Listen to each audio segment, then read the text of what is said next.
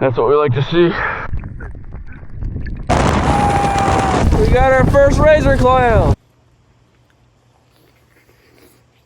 Welcome back to another video. Today we are back on the Oregon coast. I just tried to shoot this intro over there on the jetty by the beach. Not possible. Windy, rainy, cold. Essentially what we got going on today is we have the king tides happening on our coast. And all king tides really are just tides that are really high and really low. And it happens when the earth is the closest to the moon. Earth, moon, and sun all align, and it just creates a really strong gravitational pull. We just walked out to the jetty because we wanted to see if we could potentially get into the water, but it was just way too chaotic and the visibility is blown out. On the agenda, we got a very low tide today, a negative 1.5. So we're gonna try to do razor clams for that. But before that, we wanted to get in the water and try to dive for cockle and gaper clams. Both very delicious, and you could get them with even poor visibility. And there still might be a small chance we might get crab. But after seeing the visibility and how rough the ocean is, probably small chance of that happening. But if all goes to plan, we should get gaper clams, cockle clams, and razor clams today. Maybe bonus Dungeness crab. We'll see you guys out there. We got Mushroom Man. So we pulled up to the spot. It's incredibly high. Higher than we've ever seen it. Very rough too. We're gonna get in, and like I said, we're trying to go for cockles and gapers and maybe find a bonus crab. It's like a 20-foot drop usually from the dock to the water. Now it's like a 7-foot drop. So super high, but it should be fun. We're gonna get in, try to get into something.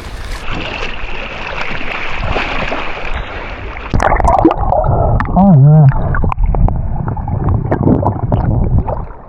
Welcome back underwater, and like always, thanks for tuning in. Right off the bat, we get in and you can see the water looks a little hazy, almost a little trippy, like your vision is getting hazed or whatever. And I'm pretty sure that's what happens when salt and freshwater mixes. Correct me if I'm wrong, but we often see that in the jettyways and places where freshwater meets salt water.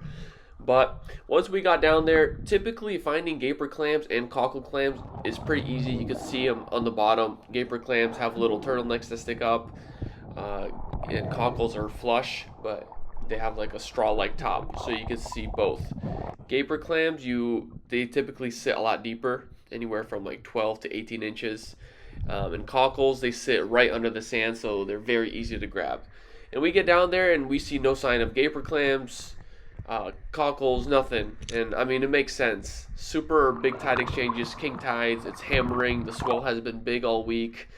And I guess they're smarter than we thought. They just kind of hold up. So what I started doing after we took a couple dives without seeing anything, I started going down there and just running my hands through the sand looking for cockles, because I knew I wasn't going to find gapers like that because they sit deeper. But cockles, since they sit right under the sand, I figured I would be able to find them sooner or later. And surely enough, I started getting into them. And usually when you find one cockle, there's more in the area. So I started getting after it this way, and it was a lot of fun. I've never done this method, and this is something I just came up with when I was down there, and surprisingly, it worked pretty well. But we had to grind for it. Honestly, visibility was about as bad as it gets, and something we've never had happen before in the bay this far in is feeling the current sucking us out to the ocean. It was pretty aggressive in here, and that's something I've never felt this far inside the bay. So the tides were definitely ripping. It definitely affected visibility and even all the shell life. I've never seen all the clams hold up, and everything was kind of hiding. We barely saw any Dungeness crab too, so we definitely have to get after it for a bit, but it was still super fun. Never did I think I would be harvesting clams like this, just punching my fists through the mud at the bottom. But it was super fun, and given the circumstances and the conditions, super happy with what we left off. So enjoy the rest of this clip, and we'll see you right after we get out of the water.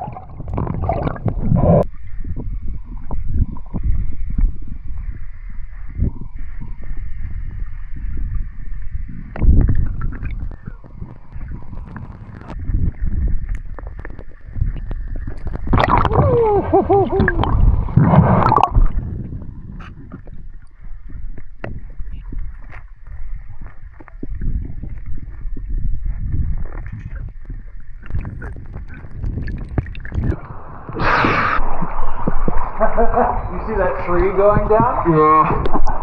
I was trying to see if that was a boat.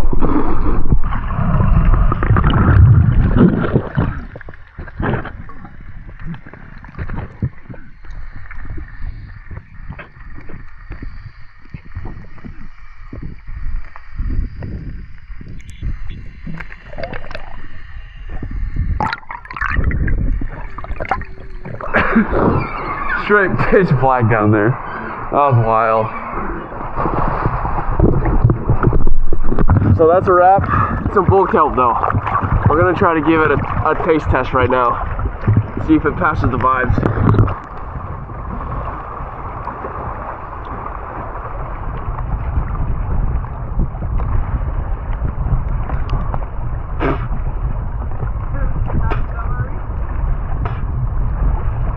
Yeah, it's not good. So we got a little bit of everything. We got one Dungeness crab, barely legal. We got an oyster, and we got a bunch of cockles. Probably, I don't know, maybe 20 cockles between both of us. No complaints. This will feed the fam for sure. Now, we're off to get some razor clams. Ew. Never have we seen the jetty look like a whole moving river. That's insane. That's whitewater rafting right there.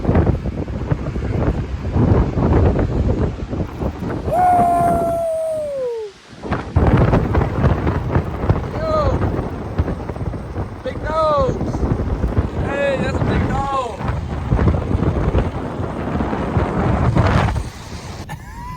Oh my god.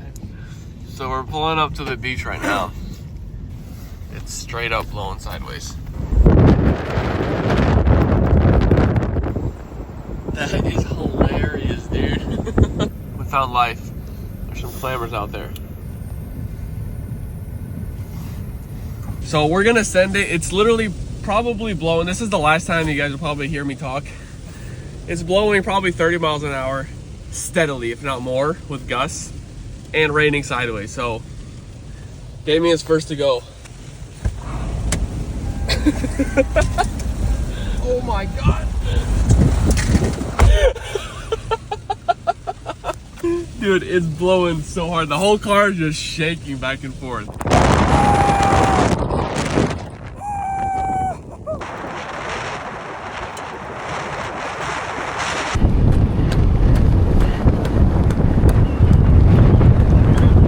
We got our first razor clam.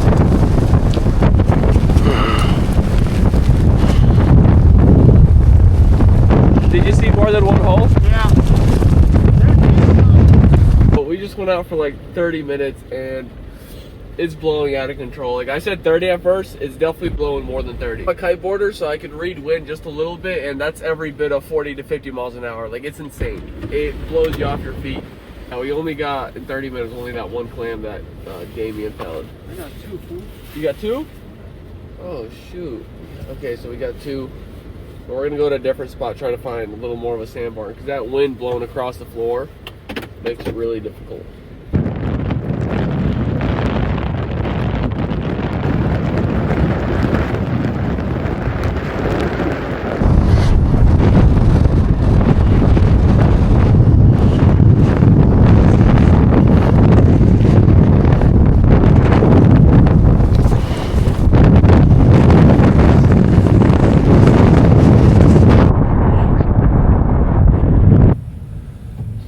Shipwreck. This is the most exposed I've ever seen it. That was aggressive. That was easily like the most aggressive force of nature I felt in a while, where it was blowing every bit of 50 on there and it just raining sideways. But it was cool to be out in the elements, because usually when it's raining that hard, windy, you're not usually outside enjoying that. So the nice thing about yesterday's razor clamming experience is that any razor clamming expedition we ever go on from here on out, it is guaranteed to be a lot better than that one. So I think we got to experience the worst of it. I have a fillet table outside I like to do this in, but it just started to piss and rain, so we're gonna do this inside. We might take it outside for the cooking section, but show you guys how we process these cockles. Damien's gonna come over right now. These things are super delicious. Take a knife, preferably something you don't care about too hard, and find this little opening. This could be the hardest part, is getting into that little opening crack. Look at this thing, look at this thing. Still alive. You want to find the crack, get your knife in it. Really easy to get yourself cut here, so be careful. And go right down the middle. And I'll show you why we do this, and we actually end up cooking this in the shell. It just stayed in my car. Bro, I got annihilated. Set everything up in the backyard, started doing this there. Drenched. Look at this guy. He's pissed. Oh yeah. First shot? First shot. He'll do it.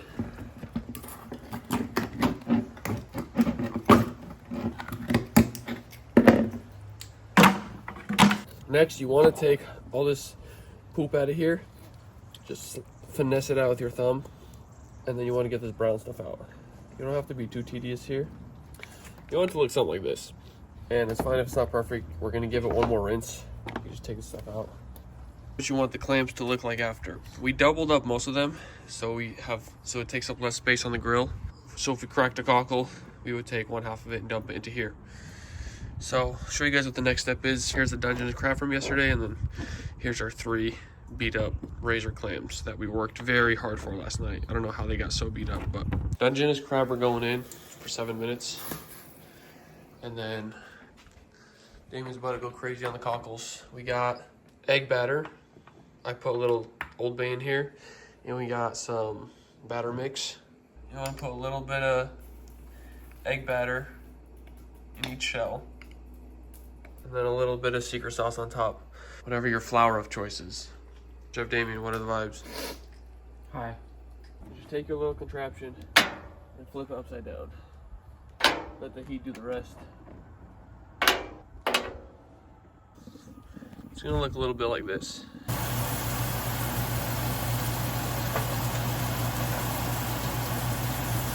This is what you want it to look like. We put a little butter, a little chili oil on top. Get your finger in there, or you could just raw dog it.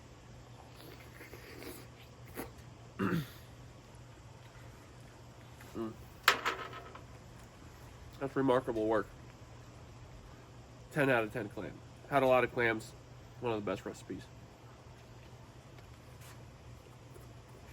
Oh. Well done, Abe. Dad too. Which one? These? Yeah. We already smashed the Dungeness crab while we were cooking. That was our appetizer.